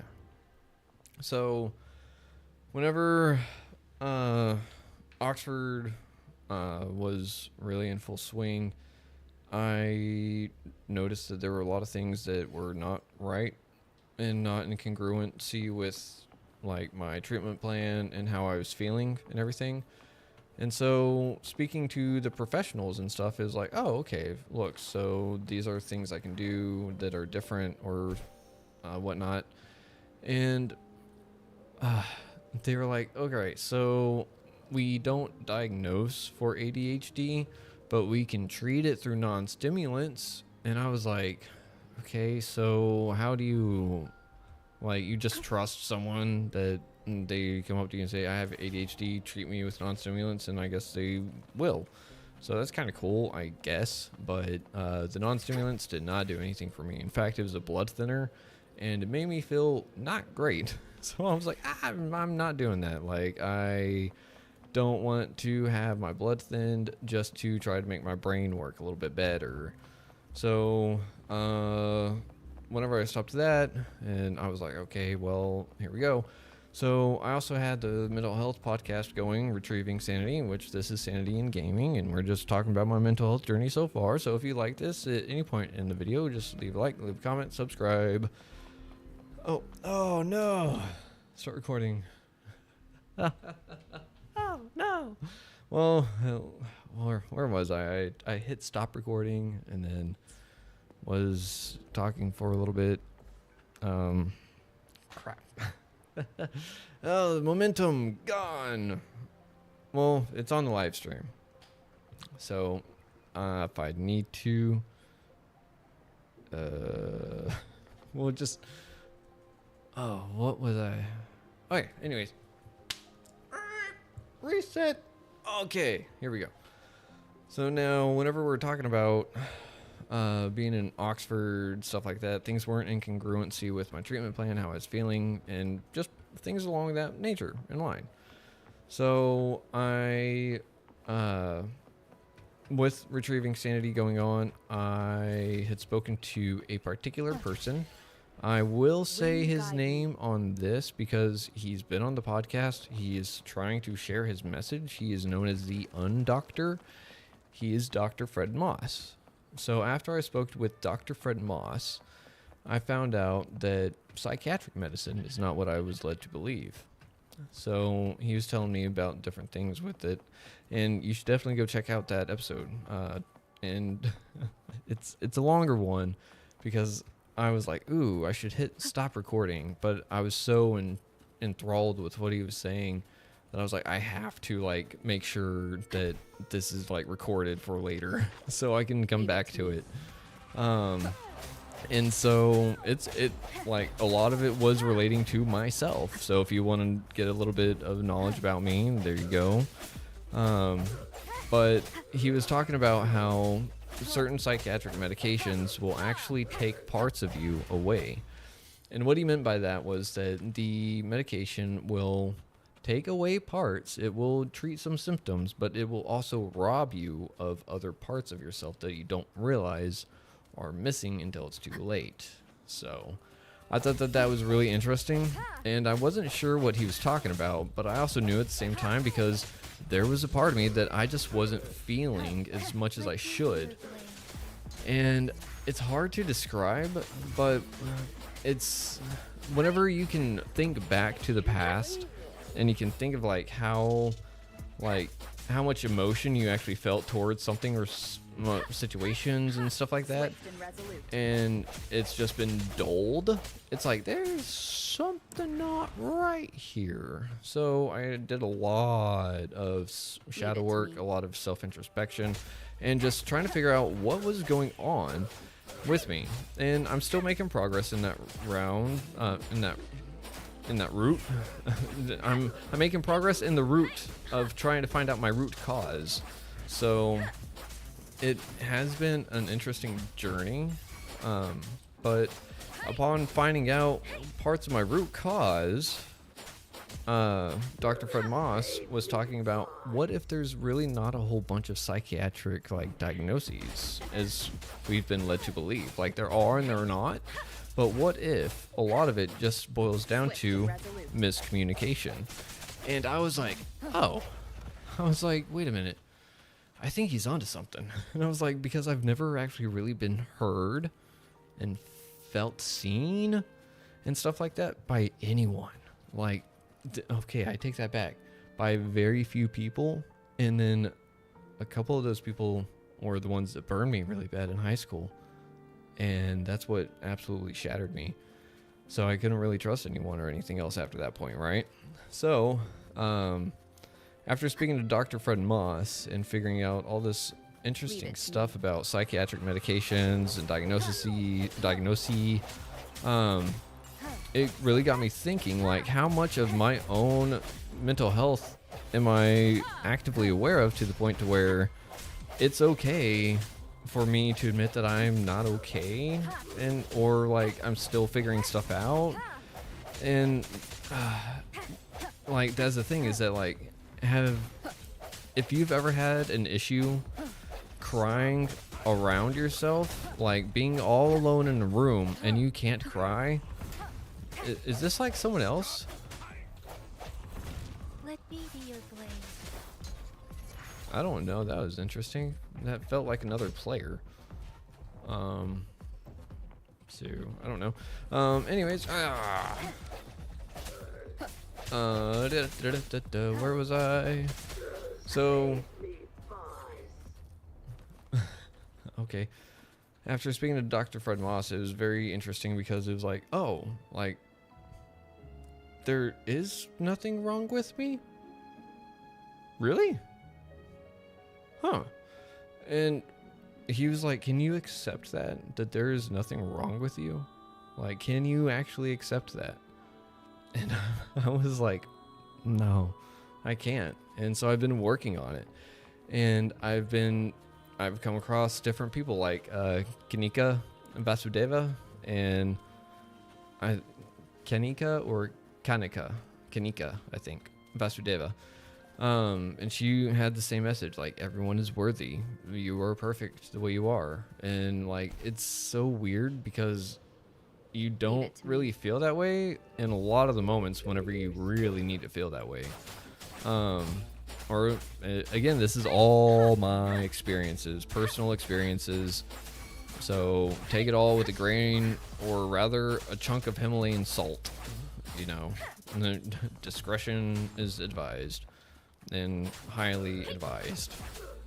So, hey, oh, you don't get fall damage either? Come on now. Against the wind.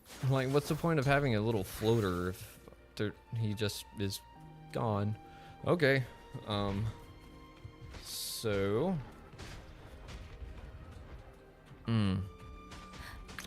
whenever you actually feel seen, whenever you feel seen for the first time, it will change you. Especially from a stranger, like being seen by a stranger. Holy oh man, it is crazy. And that's what I wanted to do and provide with the podcast, is help people be seen, heard, understood. Let other people know that they're not alone out there, that other people are struggling just as hard, if not worse. More, do leave me alone. And I'm not trying to say, like, if you're feeling bad, go find someone else's story that's worse. Like, you can do that if you want, but you know what that is? That's pretty morbid. That's kind of like, oh, well, at least it's not as bad as that over there. So, yeah, it does offer that little bit of gratitude in a weird way. But at the same time, you shouldn't be like, oh, yeah, but at least I'm not that. You should be like, oh, that is something that I actually want to strive for instead. So, it's just a different mindset, right? So, after I was speaking with Dr. Fred Moss and with a whole bunch of other people and my providers, I decided that I was going to get off of my medication. So I got off of my medication, and boy, was Dr. Fred Moss right about having the symptoms of bipolar show up. even worse. So apparently whenever you're on medications, it'll take the symptoms away and stuff while taking away other parts of you. And I had been a little like noticing that parts of me were starting to disappear in weird ways because I just wasn't feeling to the same capacity that I could in the past. And so I was getting concerned, so I was really intrigued by what he had to say because I didn't like pharmaceuticals. Like, they have their purpose, they have their right, but they're not for me, and I don't like them that much. And so whenever I was off the medication, I started feeling really crazy because I was like immediately into a manic phase, feeling on top of the world, man, you know, like nothing can stop me. And boy, oh boy, oh boy. Like, those were some really cool, like, first 2 or 3 days. And then after that, it kind of, like, leveled out a little bit. And then it got sad.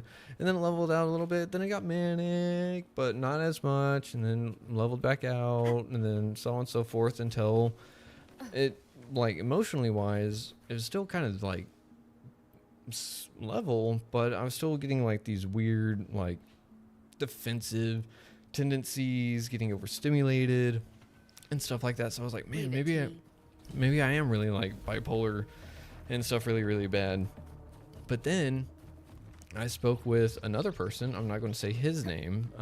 He was on the podcast and he did suggest I try something. And I left it out of the video on purpose. If anyone wants to try anything, y'all didn't hear from anyone. Again, I've left clues in other videos. If you want to know what it is, you can message me and what I use it for. I use it for ADHD. And so having felt like really, really weird, I wasn't sure like the medication I was on or anything like that was actually meant for me. And so whenever I actually started, can I destroy it? What is it? Okay, maybe not. Leave it to me.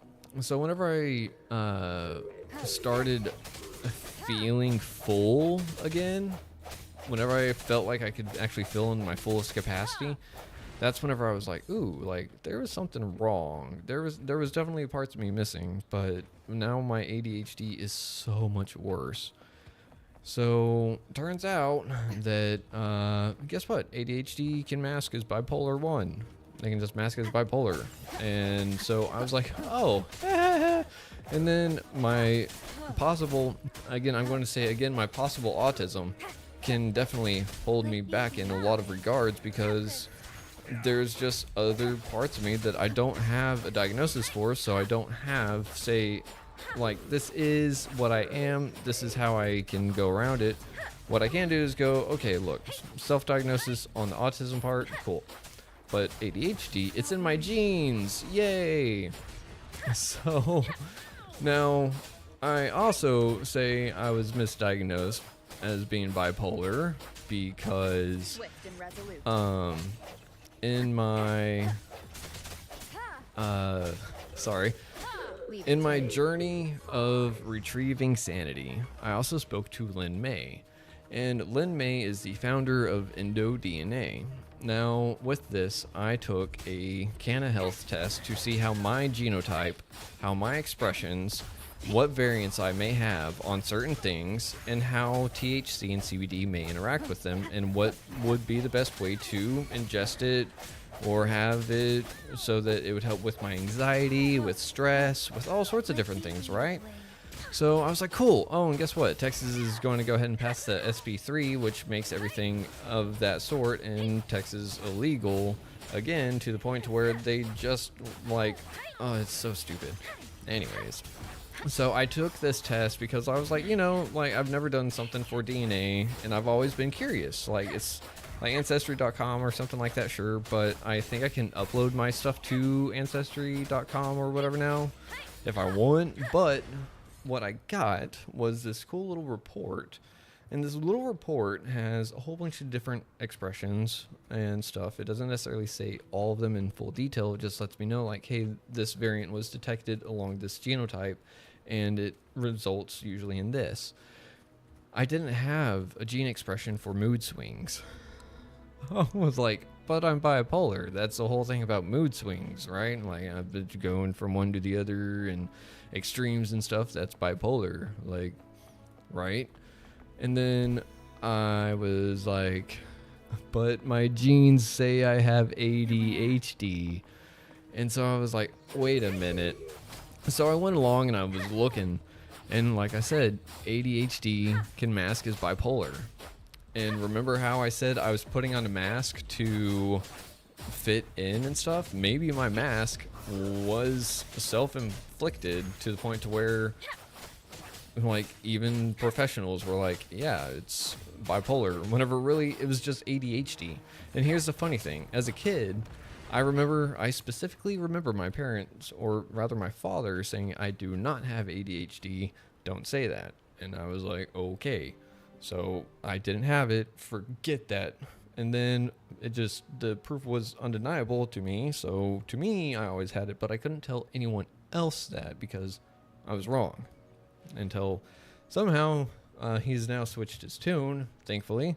And I don't know if he'll say I'm misremembering, but if I am, why wasn't I ever treated for it? So, because that would have made my life so much better. Because guess what? My anxiety, my emotional regulation, all the stuff that goes in with ADHD made me self-medicate. And guess what? Nicotine is something that helps ADHD. So that's why I started smoking. And now I only do vaping. And that's still not good. And start challenge, no. So I've been self-medicating for ADHD my entire life. I've been doing breath work, meditation, exercises, all these different things that help with like executive function and memory making, stuff like that, to where I can actually function. I've had to work on myself ever since I was in elementary to just feel like I'm normal. And I've always been feeling wrong in doing that.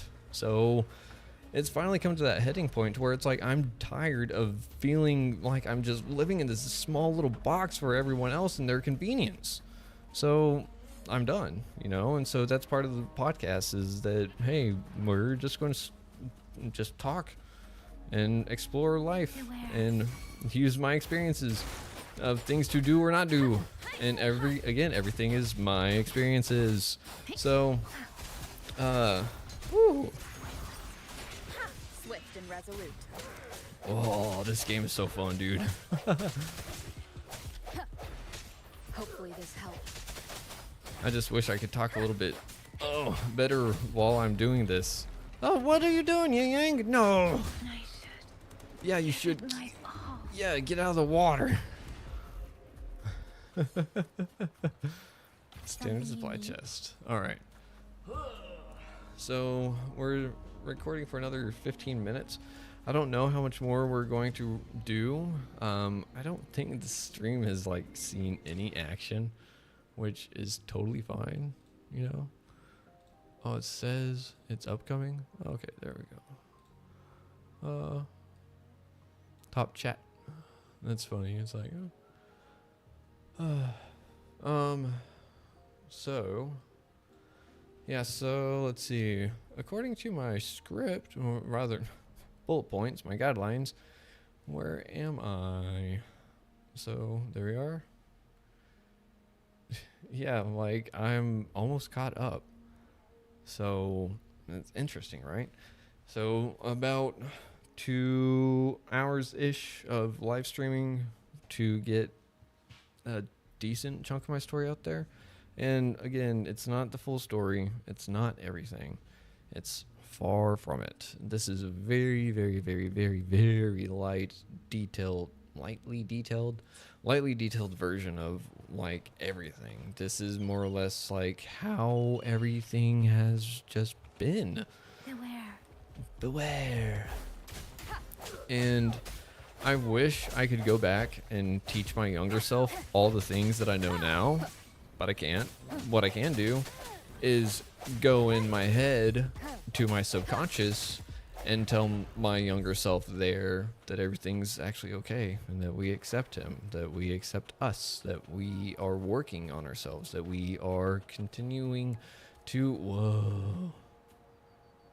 That's cool. What is that? Oh, it's so pretty. It's like a city, like upside down and torn apart. Can I go there? Let's find out. So, that my journey has been interesting, to say the least, and it's nowhere near to over. Leave it to And me. I always thought that I didn't have anything to offer the world because I didn't know that I was just misunderstood. And I didn't know how to advocate for myself. I didn't know I actually do have a voice. I didn't know that some people out there actually care about other people and will accept them no matter who they are or how they are.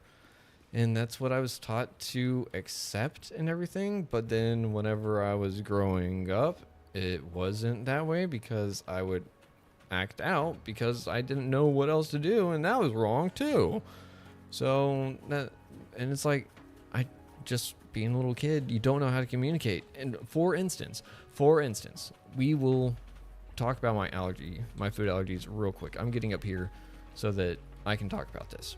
So whenever, oh wait, if I don't do that, they're going to sit there and start moving around and start talking and interrupt me. So I need to put on the screen for just a little bit. Whenever I was young, I was getting a lot of stomach pains, a lot of very debilitating stomach pains, and I never knew what it really was, like, for sure, right? So, like, I love watermelon, but I am really allergic to it. Like, the smell of it will make me sick now. So I would eat it as a kid, and I would be within 45 minutes, like, in the fetal position on the ground for like 3 to 4 hours because it just hurt that bad. But I loved watermelon so much I would eat it regardless. And then one day I just decided it wasn't worth the pain anymore, so I stopped eating it. And that's how it went with so many different foods: lettuce, peas, carrots, so on and so forth, peanut butter, and so bananas. And like, that's the thing. So I didn't know how to communicate that with my parents. All I knew as a kid was to say I don't like it because I don't like to feel in pain from eating it. I thought everyone was feeling that kind of thing because you can't see the inside of what's going on. So I thought that everyone just felt like that, and I just was different, and so therefore I didn't like it because it made me not want to move for some weird reason. So eventually, whenever I started getting eosinophilic esophagitis spasms, or my esophagus is essentially thinking that something's wrong and it would spaz and cause really bad chest pains, making me think I was having a heart attack and send me to the hospital. So whenever I was there and everything, that's whenever I was put on Xanax, I believe. But whenever we were doing an elimination diet to figure out what was causing my eosinophils to act up, they were like, well, what foods are you allergic to? And we were like, we don't know. So they were like, you never had a food allergy test done? No. Well, you should probably get one. So guess what? We went and did it. And after the test, my parents were like, oh my gosh, we are so sorry. And I was like, why? Because everything I'm allergic to, I didn't like to eat as a kid. I knew what was bad for me. I didn't know how to actually express it. I didn't know how to communicate it because I was afraid of retribution of some sorts, because I wanted to say, hey, like, I appreciate you cooking dinner, Mom and Dad, but that hurts me, so I can't eat it. Like, I'm sorry. I didn't know how to express that because I didn't want to upset my parents. I didn't want to make them feel bad. I didn't want to do anything. So as any good boy does, I just keep all my thoughts and feelings on the inside to keep the war from spreading outside. And that is what brought me to my knees in addiction for the better part of a decade. Not the whole food allergy thing, is the whole not advocating for myself, speaking up for myself, things like that, for all the things that I could have had that everyone else just seemed so eager to give away or have themselves, So anyways, with that, we're actually going to end this stream here, and I might pick it up on TikTok, see how TikTok is doing over there, just to say hi to TikTok, because I use OBS and I don't have my TikTok stream key, and I also cheap, so I'm trying to not be like, all right, subscription here, subscription here, subscription here, subscription here, because I can't do that. And if you can and you want to help me out, by all means. But anyways, with this being said, we're going to leave it here. I'm going to try to do a live stream of gaming and mental health talks every Sunday at different times, at least once a week. We're going to keep our mental health podcast schedule the same. We're going to possibly be doing just Thursday uploads instead of Sunday and Thursday, because that'll give me a little bit more time to edit each episode, make it a little bit more special each time, and really show my guests that I love them and I appreciate them. So with that, we're going to stop, and I just hope you have a great rest of your Sunday. I hope you have a good week ahead of you, and don't forget to check out retrievingsanity.com for a list of all the guests, and some episodes are going to be special on there. And I mean, just hit subscribe. Help me get to 1,000 subscribers, because we are bringing the mental health awareness to the Fairfax area. Starting July 10th, Retrieving Sanity is going to be on Fairfax Public Access Channel 36. Yes. So, like TV, what? So anyways, with this being said, we're going to sign out for now. And as always, much love. Shalom.